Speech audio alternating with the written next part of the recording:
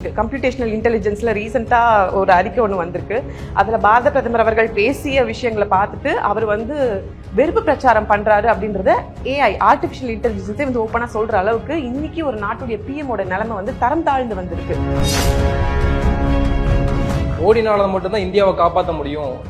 காங்கிரஸ் மோடி கிட்ட இருந்து ஆமா இந்தியாவை காப்பாற்ற முடியும். அவரை நினைச்சாதான் அவரே ரிசைன் பண்ணிட்டு போனதான் உண்டு. வழக்கம் போல பாஜக தன்னோட தந்திரத்தை பயன்படுத்துது, பொய் சொல்லுது, புர்டாவது, அதையே ரிப்பீட் மோட்ல பண்ணிட்டு இருக்கு. இதுதான் திருப்பி திருப்பி பண்றாங்க. மதக்கலவரத்தின் பெயரால் இங்க இந்தியாவை மறுபடியும் வெல்ல முடியும் அப்படின்ற ஒரு நம்பிக்கை இருந்தது. இந்தியா கூட்டணின்ற பேர்லயே முதல்ல நம்ம உடைச்சிட்டோம். அங்கேயே அவங்க நடுங்க ஆரம்பிச்சிட்டாங்க. ஒரு காலத்துல ராஜ்கோட் யார் பக்கம் இருந்தாங்கன்னு தெரியும். இந்த எலெக்ஷன்ல இப்ப யார் பக்கம் இருக்காங்கன்னு தெரியும். பிரியங்கா காந்தி ஒரு ரோட் ஷோ நடத்தும் போது ராஜ்கோட் இனம் மொத்தமும் பிரியங்கா காந்தி பின்னாடி நிற்கிறது. இதெல்லாம் உங்களுக்கு ஒரு நடுக்கத்தை கொடுத்துட்டு இருக்கு. வடிவேலு கிணத்த காணும்னு சொன்ன மாதிரிதான் தான் இருக்குன்ற பிரசன்ஸை காட்டினா என்ன பண்றது? இந்த மாதிரி ஒரு கும்பலை ஓட்டு போட்டு கும்பலையே கூட கூட்டு காசை கொடுத்து கூவுங்கடான்னு சொல்லியிருப்பாங்க. அவங்களும் கூவிருப்பாங்க. அவங்க கையை மறைக்க மறந்துட்டாங்க. சொல்லி கொடுத்துருந்தோம். நெக்ஸ்ட் வாய்ஸ் ஆஃப் சவுத் நேயர்களுக்கு வணக்கம். இந்த நேர்காணலில் நாம் சந்திக்கிறப்பவர் திமுக தகவல் தொழில்நுட்ப அணியினுடைய மாநில துணை செயலாளர் திருமிகு பத்மபிரியா அவர்கள். வணக்கம். வணக்கம். வட மாநிலங்கள்ல பாஜக முன்னெடுக்கக்கூடிய மதம் சார்ந்த பிரச்சாரங்கள் அது கடுமளவுக்கு இந்தியா கூட்டணி எதிர்க்கிறீங்க. தலைவர்களும் ராகுல் காந்தி, முதலமைச்சர் மு க ஸ்டாலின் உட்பட கடுமையான எதிர்வினைகள் முன்வைக்கப்படுது. ஆனாலும் அவர்கள் முன்னெடுக்கக்கூடிய மதம் சார்ந்த பிரச்சாரங்கள் எந்த அளவுக்கு இந்த தேர்தலில் எடுபடுதுன்னு நினைக்கிறீங்க? அதை எப்படி இந்தியா கூட்டணி முறியடிக்க போகுது? முதல்ல பாரத பிரதமர்னு சொல்லக்கூடிய நரேந்திர மோடி அவர்கள் இடத்துக்கேற்றார் போல தன்னுடைய பிரச்சார வியூகங்கள் அமைக்கிறாரு. அதுக்கேற்ற மாதிரி தான் பேசுறாரு. இன்னும் சொல்ல போனா அவர் மதம் சார்ந்து செய்யக்கூடிய பிரச்சனைகளும் சிறுபான்மையினருக்கு எதிராக கூட பேசக்கூடிய பேச்சுகளும் பாத்தீங்கன்னா முதல் கட்ட தேர்தலா இங்க சவுத் இந்தியாவில் நடக்கும் போது எதுவுமே பேசாம சைலண்டா இருந்துட்டு எப்போ எங்க போய் பேசினா அது எடுபடும் தோணுதோ அங்க போய் பேசிடுறாங்க. இப்போ சிறுபான்மையினருக்கு எதிராக இப்போ பேசுற அந்த தாலி இஷ்யூ ஆகட்டும், இல்ல நிறைய குழந்தைங்களை பெத்து போடுறாங்கன்னு சொல்றதா இருக்கட்டும், இல்ல எல்லாத்தையும் பிடிங்க அவங்க கையில கொடுத்துருவோம் அப்படின்னு சொல்லிட்டு முஸ்லிம்ஸ்க்கு அதிகமான முக்கியத்துவம் கொடுத்துட்டு ஹிந்துஸை அகேன்ஸ்டா பாக்குறோம்னு சொல்லிட்டு நாட்டு முழுக்க ஒரு பொய் பிரச்சாரம், ஒரு எதிர்ப்பாலையை ஒன்று கிரியேட் பண்றாரு. அது ஏன் சவுத் இந்தியாவில் எலெக்ஷன்ஸ் நடக்கும் போது அந்த பேச்சு அவருக்கு வரல, அந்த துணிவு அவருக்கு வரல அப்படின்னு முதல் தெரியல. அது மட்டும் நடந்திருந்தா 1-2 தலை தூக்குன இங்க பாஜகவினரே வீட்டுக்குள்ள போய் கதவு சத்தி இருந்திருப்பாங்க. அப்படி ஒரு நிலைமை சவுத் இந்தியாவில நடந்திருக்கும். அது கரெக்டா நமக்கு இங்க எலெக்ஷன்ஸ் முடிஞ்ச உடனே எங்க போய் பேசினா மக்கள் இந்த இதை எடுத்துக்கிட்டு அதுக்கான ஓட்டு போடுவாங்கன்னு தோணுதோ, வெறும் ஓட்டரசிற்காக நாடு முழுக்க ஒரு கலவரத்தை ஒன்று கிரியேட் பண்ண நினைக்கிறாரு பாரத பிரதமர் அப்படின்னு தான் சொல்லும் தோணுது. 2002 அவர் சிஎம்மா இருந்தப்போ ஏற்பட்ட அந்த ஒரு விஷயத்த இப்போ 24 பக்கம் பிஎம்மா உட்காந்துக்கிட்டு அதை செய்ய நினைக்கிறாரு. அது ரொம்ப தப்பான விஷயம். அதுக்கு இந்திய கூட்டணி தக்க பதிலடி கொடுக்கும் ரிசல்ட் மூலியமா. மோடி அவர்கள் முன்னெடுத்த அந்த தாலி சென்டிமெண்ட் அப்படின்றது பரவலாக அரசியல் களத்தில் எதிரொலிச்சிருக்கு. இப்போ அந்த தாலியை வைத்து பிரியங்கா காந்தி அவர்கள் காட்டமான விமர்சனங்களை மோடியின் மீது முன்வைத்தாரு. விவசாயிகள் இறந்ததுக்கு யார் காரணம், மணிப்பூர் பெண்கள் அவங்களுக்கு ஏற்பட்ட அநீதிக்கு யார் காரணம் அப்படின்ற கேள்விகளை முன்வைச்சாங்க. நீங்க எப்படி அதை பார்க்குறீங்க? மோடி அவர்கள் 2 விதமான ஸ்ட்ராட்டஜி பண்றாங்க. ஒன்னு நாட்டை கொள்ளையடிக்கிறாங்க, குடும்ப அரசியல் இந்த மாதிரியான விஷயங்களை போட்டு ஒரு பக்கம் தாக்குறாரு. இன்னொரு பக்கம் சென்டிமெண்டலான விஷயம் பண்ணிட்டு இருக்காரு. ராகுல் காந்தி அவர்கள் பதில் வச்சிருந்தா இந்த அளவுக்கு எஃபெக்டிவா அவருக்கு பதில் போய் சேர்ந்துருக்குமா எனக்கு தெரியல.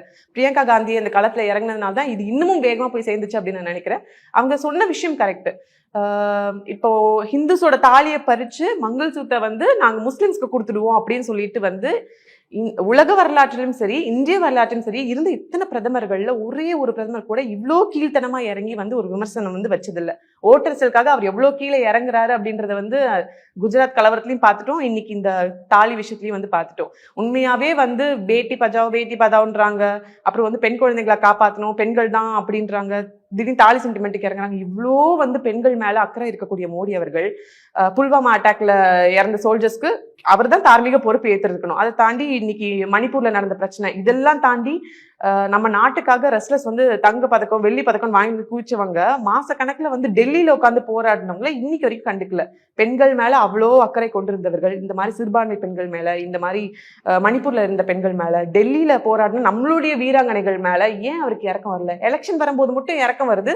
அந்த இறக்கமும் மதம் சார்ந்து மட்டும் தான் வருது. அப்படின்னா இவர் என்ன இந்தியாவுடைய பிரதமர்னு தெரியல. இது இந்தியாவுக்கு ஏற்பட்ட இழுக்கா மட்டும் தான் பார்க்கப்படுது. இல்ல அது அங்க எடுபடும் நினைக்கல. தாலி சென்டிமெண்ட் இல்ல அவர் முன்னெடுக்கிற அந்த பிரச்சாரம் இருக்கு இல்லையா, அது வட மாநிலத்தில் எடுபடாதுன்னு சொல்லிட நிச்சயமா முடியுமா? எடுபடாது. இவர் வந்து இந்த ராமர் கோயிலும், இந்த தாலி சென்டிமெண்ட்டும் இன்னும் பெண்கள் வந்து பிற்போக்குத்தனமா யோசிக்கக்கூடிய இடத்துல இருக்காங்க. நம்ம எது சொன்னாலும் நம்பிருவாங்கன்னு ஒரு இடத்துல இருக்காங்க. இல்ல, அது அப்படி எடுபடாது. பெண்கள் அப்படி பார்க்கவும் மாட்டாங்க. அதனால தான் சொன்னேன், ராகுல் காந்தி அவர்கள் வந்து பதில் அளிச்சிருந்தா கூட இவ்வளவு எஃபெக்டிவா இருந்திருக்காது. பிரியங்கா காந்தி சொன்ன விதம் கரெக்ட். பொதுவா ஒரு கேள்வி இருக்குல்ல, அதாவது நம்ம தென்னகம் வேற மாதிரியான ஒரு ரிசல்ட் கொடுக்கும் பாஜகவுக்கு, ஆனால் வட மாநிலம் வந்து அவங்க அவங்க ஹோல்டு, அவங்க தான் அங்க ஸ்ட்ராங்கா இருக்காங்க அப்படின்னு. அப்ப இந்த தேர்தல்ல அவங்க எந்த அளவுக்கு அதை கல்டிவேட் பண்ணிருக்காங்கன்னு நினைக்கிறீங்க? இல்ல, இதுவே வந்து ஒரு பொய்யான கட்டமைப்பு. ஒரு ஒரு பிம்பம் வந்து ஒன்று கிரியேட் பண்ணப்படுது. இப்ப பாஜக அப்படின்னாலே இந்தியா முழுக்க வந்து மோடி அவர்களுடைய பிம்பம் தான் கட்டமைப்படுது. அப்போ பாஜகல வேற ஆட்களே கிடையாது. அந்த கட்சி தூக்கிறதுக்கு ஒருத்தர் தான் வராரா? அது மட்டும் இல்லாம இவங்க ஹிந்துத்துவ வந்து தூக்கி பிடிக்கிறாங்க. ஹிந்துஸோட ஓட்டு அதிகமா இருக்கனால நம்ம வந்து முஸ்லிம்ஸ்க்கு அகேன்ஸ்டா பேசினாலும், சிறுபான்மையினருக்கு அகேன்ஸ்டா பேசினாலும் இவங்க மொத்த ஓட்டு நமக்கு விடும் அப்படின்னு நம்புறாங்க.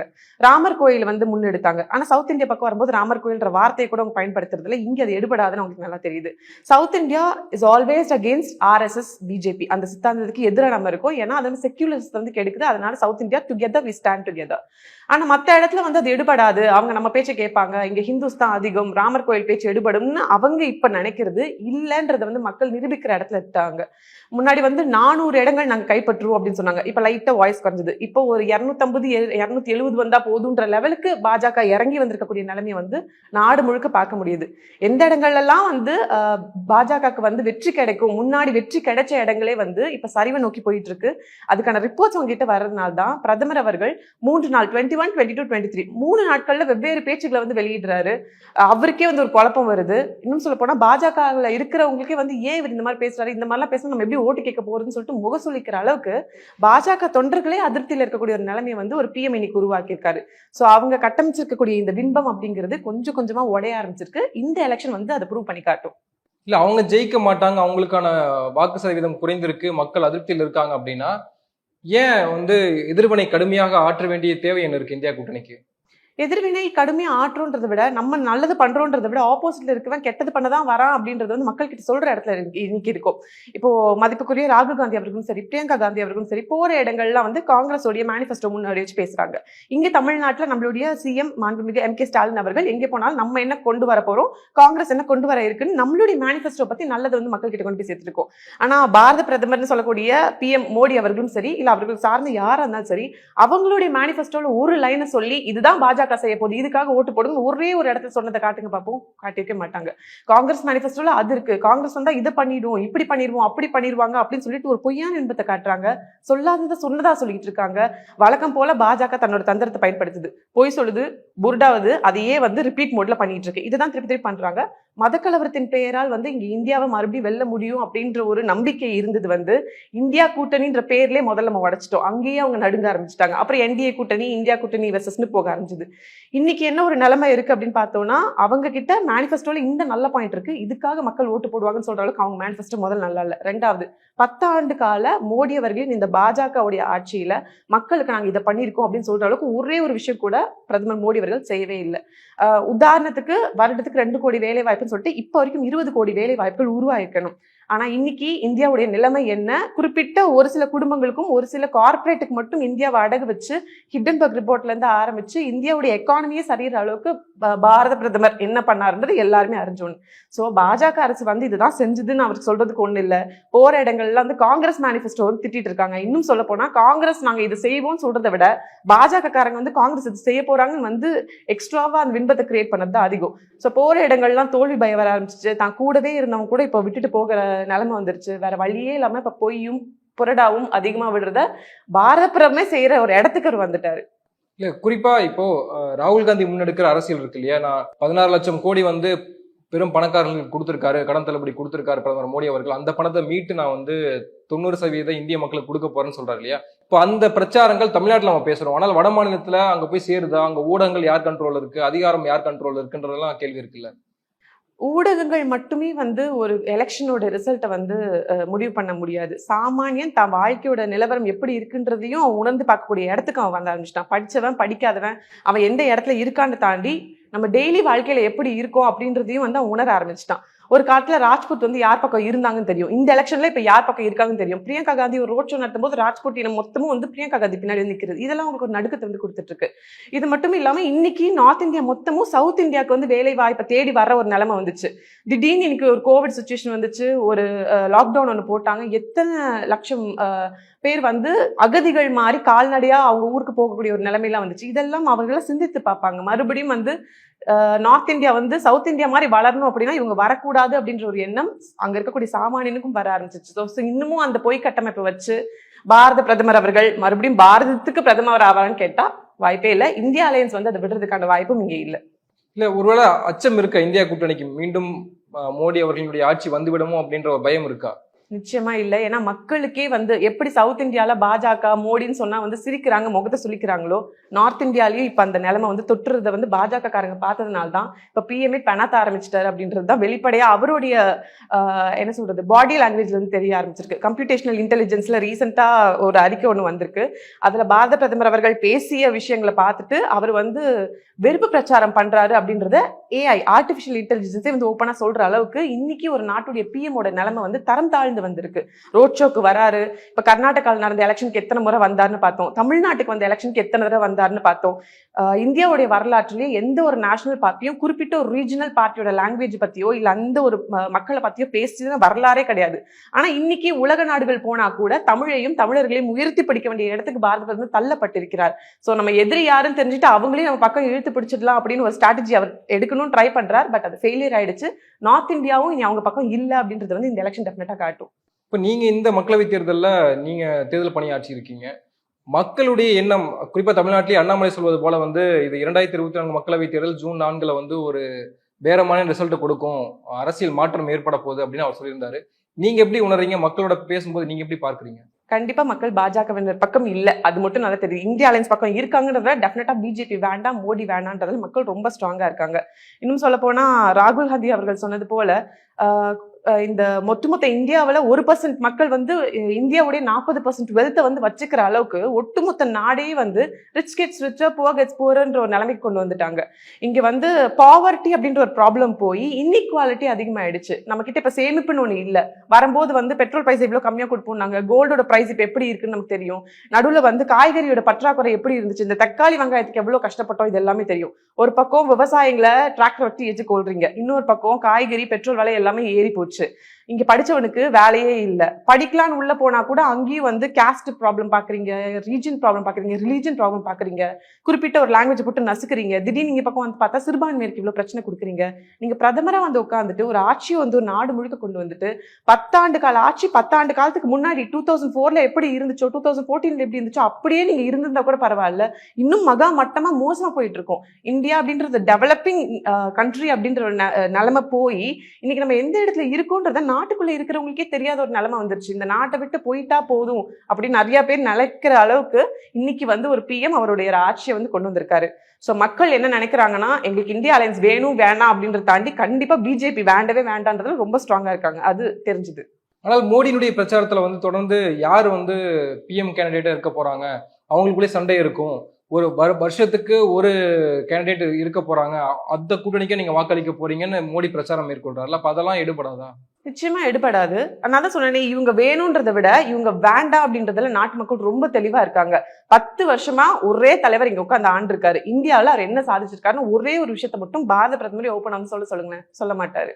இன்னும் சொல்ல போனா சோசியல் மீடியால தான் அவர் வந்து ஹீரோவா காட்டின காலம் போய் அதே சோசியல் மீடியால குழந்தைங்களை அவர் எப்படி ட்ரீட் பண்றாரு, ஃபாரின் போன எப்படி குழந்தைங்களோட அந்யூன்யமா கட்டி உருடுறாருன்றது எல்லாருமே பார்த்துட்டு இருக்காங்க. நாங்க ஜாதியை பார்க்கல, மதத்தை பார்க்கல, எல்லா ஸ்டேட்டும் எங்களுக்கு ஒண்ணுதான் அப்படின்னு சொல்லிட்டு இன்னைக்கு வரைக்கும் அவர் ஈக்குவாலிட்டி பார்த்து செஞ்ச நடந்த விஷயம்னு ஒண்ணுமே கிடையாது. வந்த நாள் முதலா வந்து மதத்தை வச்சும் மொழியை வச்சும் ரீஜன்ஸை வச்சும் ரிலீஜன்ஸை வச்சும் மட்டுமே வந்து ஒரு கலவரத்தை கிரியேட் பண்ணிட்டு இருக்காரு. அவர் சிஎம்மா இருந்தப்போ கிரியேட் பண்ண கலவரம் தான் அவர் இன்னைக்கு பிஎம் ஆக்கியிருக்கு. இன்னைக்கு பிஎம்மா இருக்கும்போது ஒரு கலவரத்தை கிரியேட் பண்ணணும்னு நினைக்கிறாரு. அதுக்கு இந்த இந்தியாவும் இந்திய கூட்டணியும் விடாது.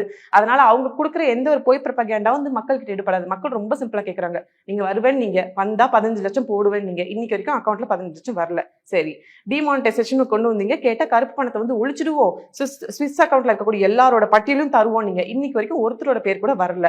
அந்த பணம் என்னாச்சுன்னு தெரியல. ஒரே நல்ல 500 ரூபாய் 1000 ரூபாய் நோட்டெல்லாம் ஒழிச்சிட்டு எல்லாரும் நடுத்தரில் நிறுத்துனீங்க. அதுக்கப்புறம் வங்கி கணக்குல இப்போ போடுறேன்னு சொன்ன காசு வரல. இங்க இண்டஸ்ட்ரீஸ் எல்லாம் நலிஞ்சு போச்சு. MSME எல்லாம் எதுவுமே நீங்க சொன்னதுக்கு அப்புறம் வரல. இப்படி இத்தனை விஷயங்கள் இருக்கு. வந்ததுக்கு அப்புறம் விவசாயிகளுக்கு ஏதோ நல்லது பண்ணுவேன் நீங்க, கடைசி விவசாய டிராக்டர் விட்டு தான் ஏத்தி கொண்டீங்க.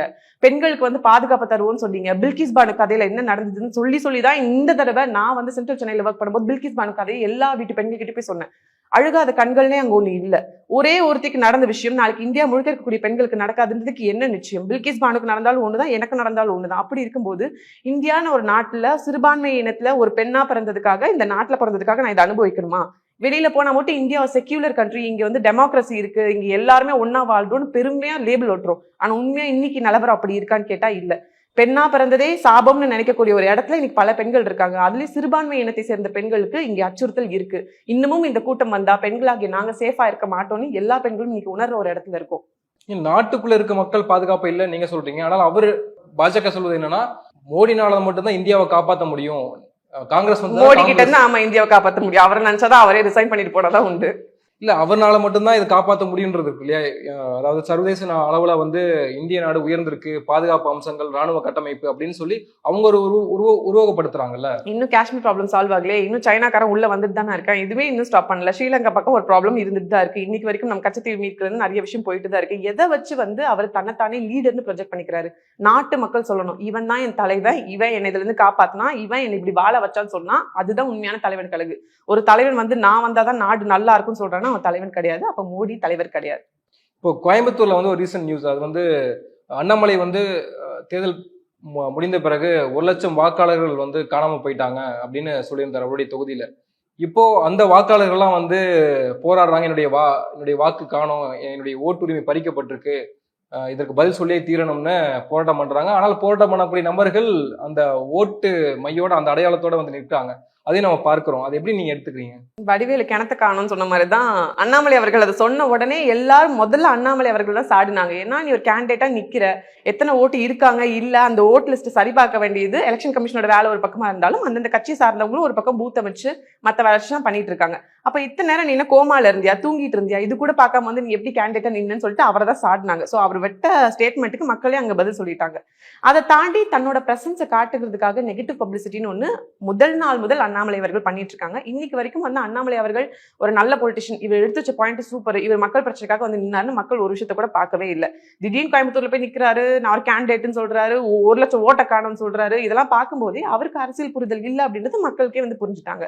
அதெல்லாம் தாண்டி எலெக்ஷன் முடிஞ்சிருச்சு, தான் இருக்குன்ற பிரசன்ஸை காட்டினா என்ன பண்றது? இந்த மாதிரி ஒரு கும்பலை ஓட்டு போட்டு கும்பலையே கூட கூட்டு வந்து காசை கொடுத்து கூவுங்கடான்னு சொல்லியிருப்பாங்க. அவங்களும் கூவிருப்பாங்க. அவங்க கையை மறைக்க மறந்துட்டாங்க. சொல்லி கொடுத்துருக்கணும் நெக்ஸ்ட் டைம். நன்றி, நிறைய விஷயங்களை பகிர்ந்துட்டீங்க. உங்க நேரத்துக்கு மிக்க நன்றி. நன்றி.